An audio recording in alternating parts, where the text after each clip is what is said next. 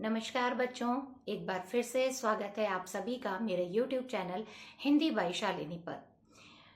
बच्चों, अभी कुछ ही दिन पहले एक कार्यक्रम के दौरान एक बच्चे ने मुझसे पूछा, बच्चा नहीं कहूँगी मैं उसे, बड़ा ही था, और उसने मुझसे पूछा कि आप मुझे ये बताइए कि शलगम वाले श और षटकोण वाले श के बीच के अंतर को हम किस प्रकार से पहचानें।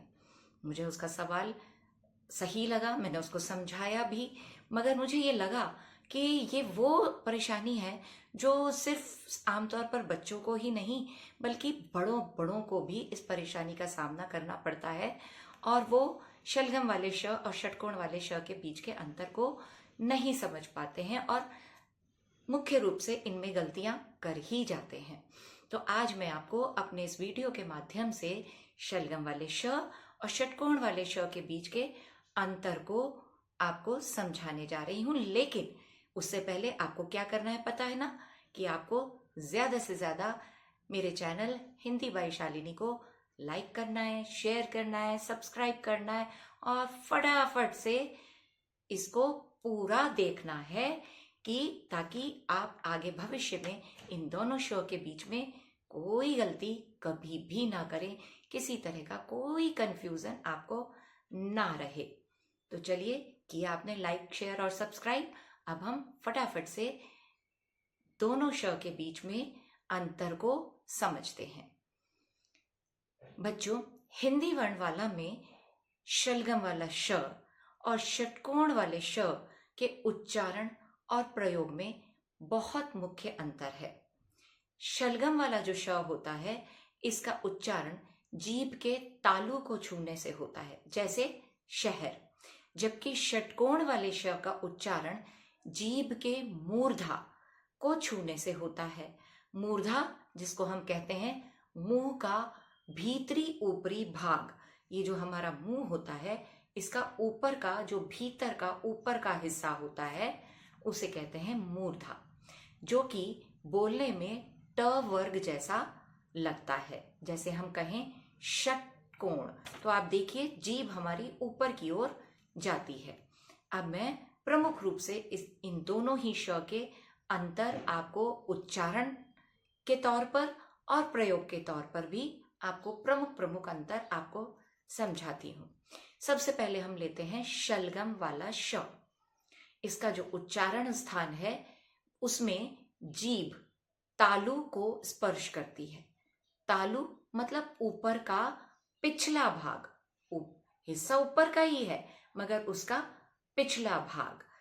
इसकी ध्वनि एक सामान्य ध्वनि है, एस एच, जैसे हम अंग्रेजी में लिख करके श जैसे हम प्रोनाउंस करते हैं, ऐसे ही एक सामान्य ध्वनि है।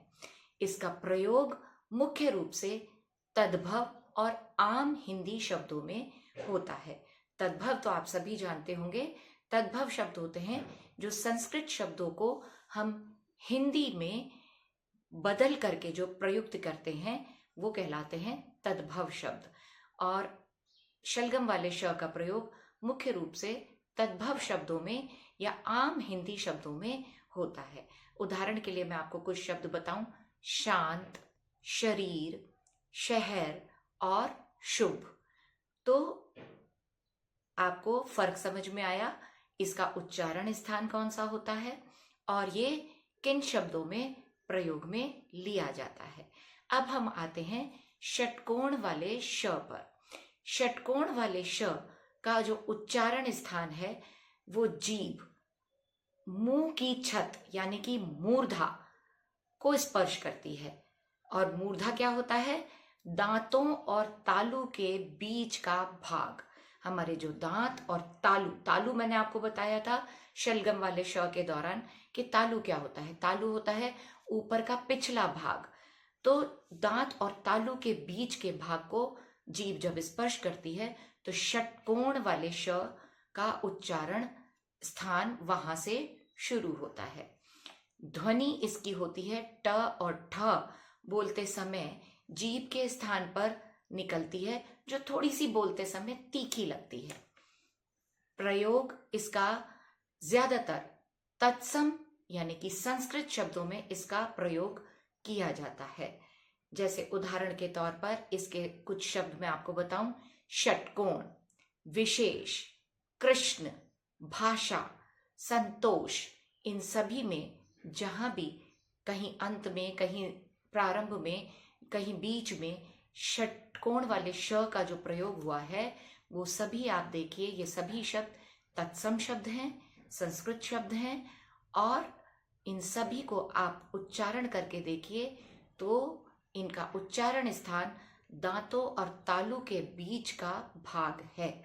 तो मैं आशा करती हूँ कि मेरे इस वीडियो के माध्यम से आप सभी को शलगम वाले श और षटकोण वाले श के बीच के अंतर को अब आप अच्छे से समझ गए होंगे, और आपको अच्छे से समझ में आ गया होगा कि इनका उच्चारण स्थान कौन सा है, और साथ ही साथ इनका प्रयोग कहाँ पर किया जाता है। तो आज के लिए बस इतना ही।